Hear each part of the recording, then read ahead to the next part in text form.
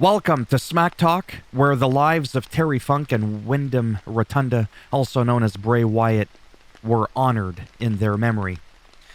Now, some people have been comparing this tribute to Eddie Guerrero's, Chris Benoit's. How come the whole show wasn't dedicated to them? The show still went on.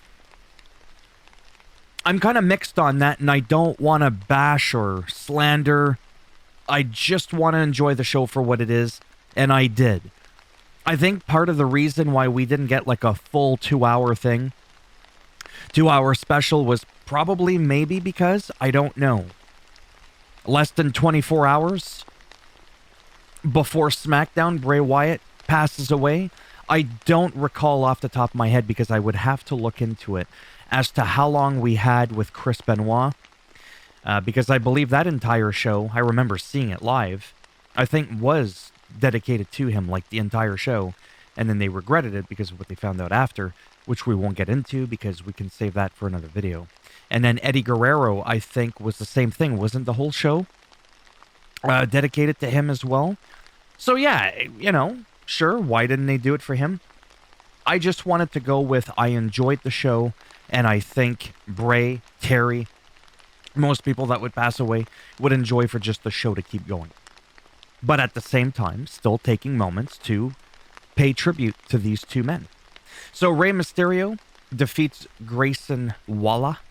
In the beginning, I was a bit confused because it didn't look like Rey Mysterio came out with the title, but at the end, he held it up and I was like, oh, okay, he did have it. He didn't forget it.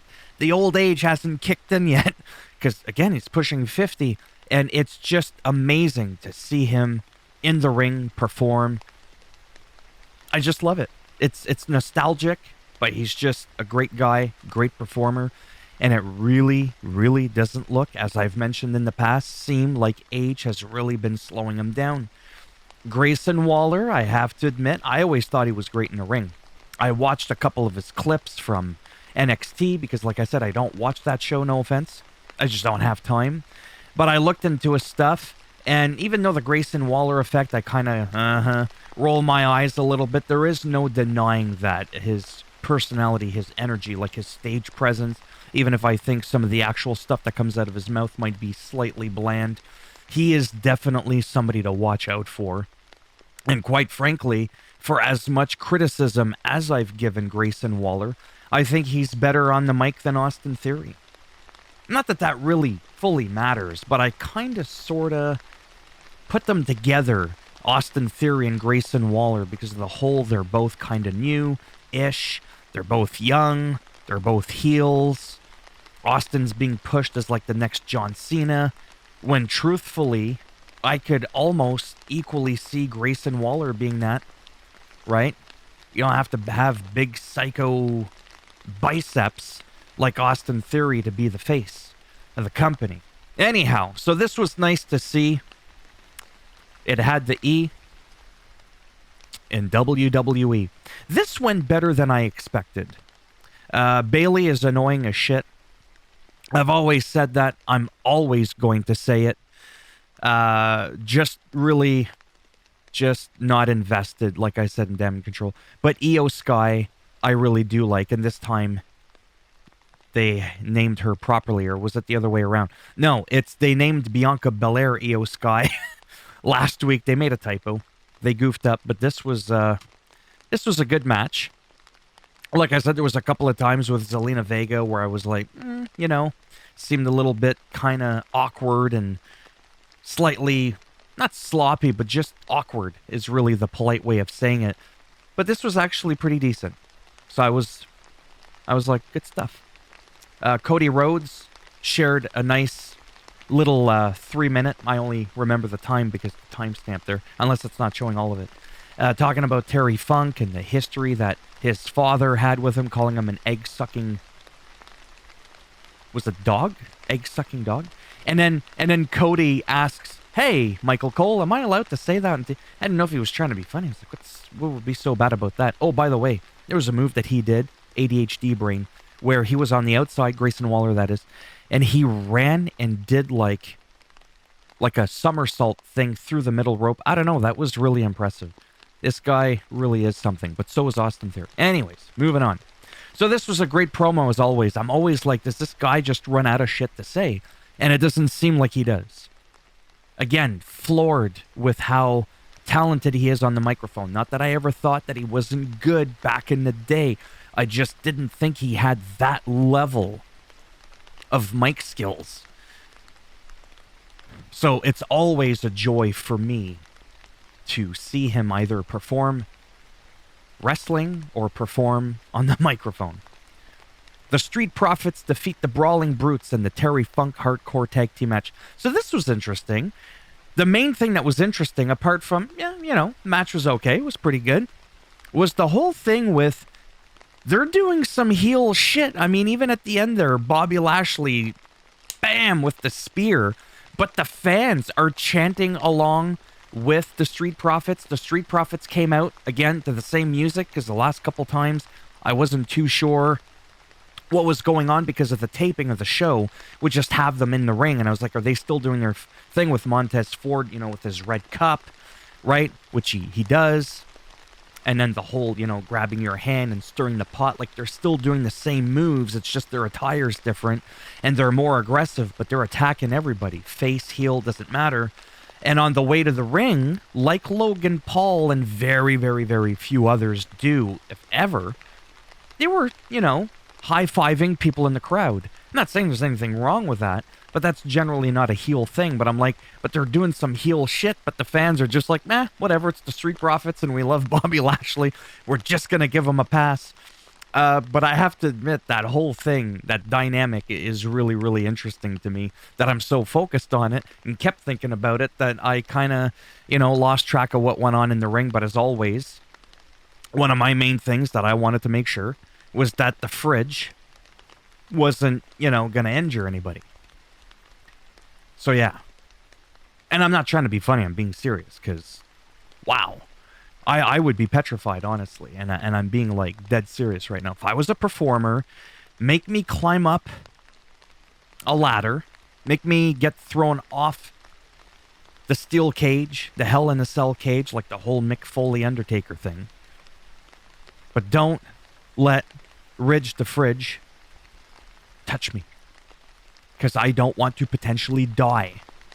And in all seriousness, I wonder if there's other performers, other superstars, wrestlers, whatever you want to call them, that kind of go, things kind of come in three, and that's 3 times you almost killed someone, right? Not to go on and he's a great guy, it's not like I'm saying this was ill-intended. But it made me wonder if sometimes there can be some slight hesitations with performers that he comes across. So anyhow, moving on. Like I said, I kind of forgot the show a little bit, but it was pretty good from what I remember. LA Knight, again on the mic. This was great. Gives a touching tribute to Bray Wyatt before vowing to show The Miz whose game it is. And it's true. As a kind of like a cheap shot back to him, The Miz is amazing on the microphone. Like, he's absolutely just great. He's been repeating some of the same stuff. A lot of people do, and that's fine. But I love how LA Knight called him out on it. Just gave his little spin on things. Great promo. And I really liked how he went on to say about Bray Wyatt. I'm not going to come out here and pretend like we're, best friends, because I don't think they knew each other all that well. However, Bray Wyatt had his last match at the Royal Rumble of this year with LA Knight. So LA Knight is the last person to have last wrestled Bray Wyatt.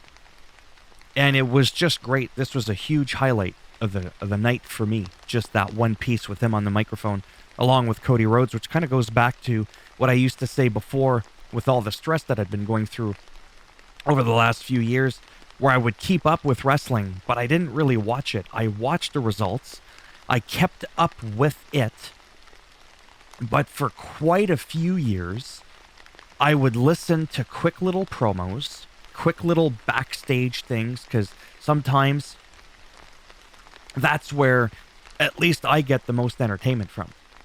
So the E in WWE that night was Sure, a couple of the matches, but it was LA Knight and Cody Rhodes on the microphone just talking. To me, it was just great. This was awesome. LA Knight defeats Finn Balor. Huge win for LA Knight. God, I love Finn and LA Knight. This was just... And it was the main event, and it felt like the main event. It really did. I really like that move now that he keeps going back to LA Knight, where he runs, jumps on the top rope, doesn't slip, and doesn't really just stand there and takes a lot of time thinking about anything. Just giddy up, let's go with the suplex. I mean, that move, I can only imagine how hard it is. But yeah. And then after the match ending, amazing silent tribute to Bray Wyatt took center stage in the closing moments of SmackDown with the lantern that was left. I don't know who or what was in the middle of the ring. Kind of like a silhouette. I couldn't really make out. Was that, like, who was that? Was it just like a statue? Like, I don't know. But I was kind of interested, rather, in finding out exactly what that was. So if you happen to know, let me know. Yeah. Eric Rowan was with us. And I do believe that is Braun Strowman, isn't it? Adam Shear. Like, I'm trying to figure out here. Some pictures there.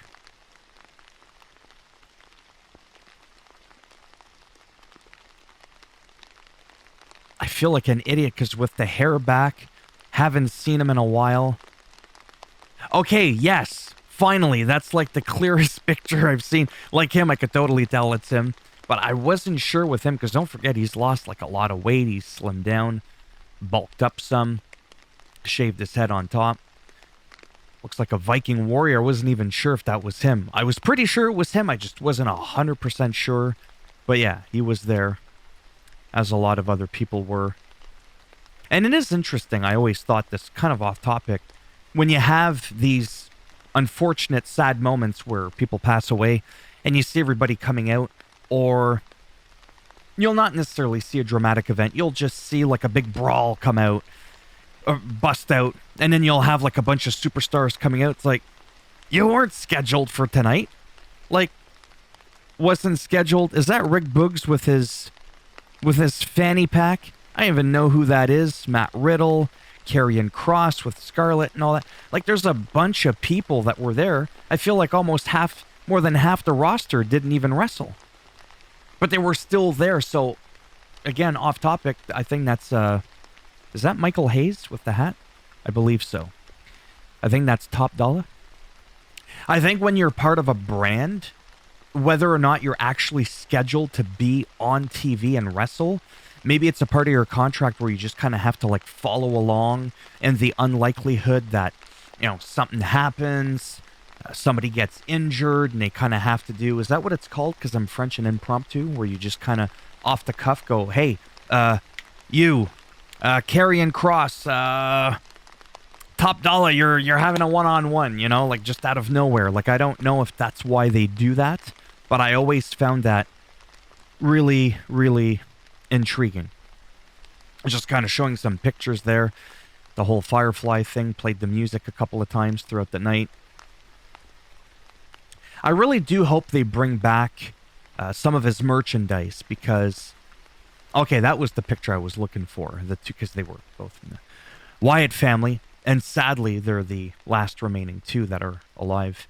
I mean, Daniel Bryan wasn't, you know, Randy Orton, but I just mean, like, when I think of the Wyatt family, I think of Bray, I think of Luke Harper, Eric Rowan, sort of like the original three, and then later Braun Strowman, and then, yeah, for a little bit, the whole Daniel Bryan thing, and then there was Randy Orton, and all that. Yeah. Yeah, pretty wild stuff, man. Anyhow, don't want to just get all mopey here. Oh, I was saying I hope they bring back some of his merchandise, because I was looking at some of his merchandise on the store, but there's only 2 different shirts and they're for women.